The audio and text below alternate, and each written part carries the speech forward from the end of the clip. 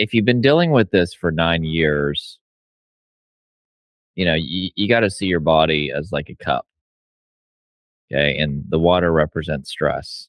So you were walking around at probably a 6 or a 7, and then sometimes it would overflow and cause, unreality and different things.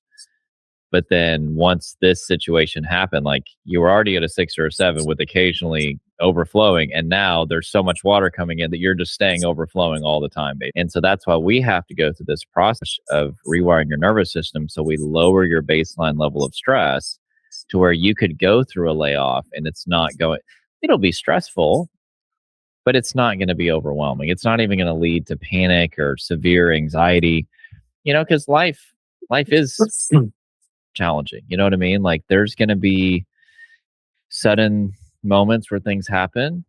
But if you're walking around in a very calm state, you might see a little bit of stress and then you'll be able to get over it very quickly.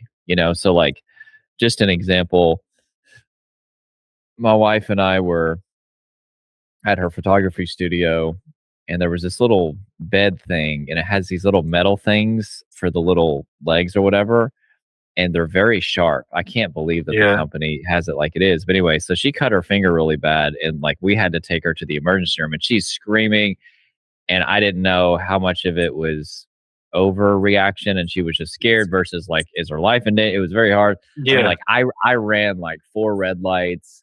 I mean, my heart was racing and stuff, but I stayed calm. But I mean, going to the cup analogy, I mean, I might have gotten to like a 4 or a 5. And then, especially once we got to the hospital and they stabilized everything, very quickly was able to come down to a 0, basically. So do you see what I'm saying? So that's how it should work. That's how our nervous system should work. Or like you're driving and a dog runs out in front of you, your thoughts go faster, your breathing rate is elevated, heart rate's elevated, and then you come down back to a calm state. But what's happened is, going back to these neural pathways that we've talked about, is, at first it's like just one pathway. Think of like a 4-wheeler trail, and then it gets, gone over again and again. And then all of a sudden it's like a dirt road. And all of a sudden it's a paved road, a gravel road. And then it's a paved road. And then it's a 2-lane highway. And then it's a 3-lane, and then a 4 or 5, all the way up to 10+ lane highway. And these are very strong neural connections of threat association with your sensory environment that are keeping your nervous system locked in a state of survival. And what's happened is the people that you've worked with are not educated on what actually is going to rewire these neural pathways.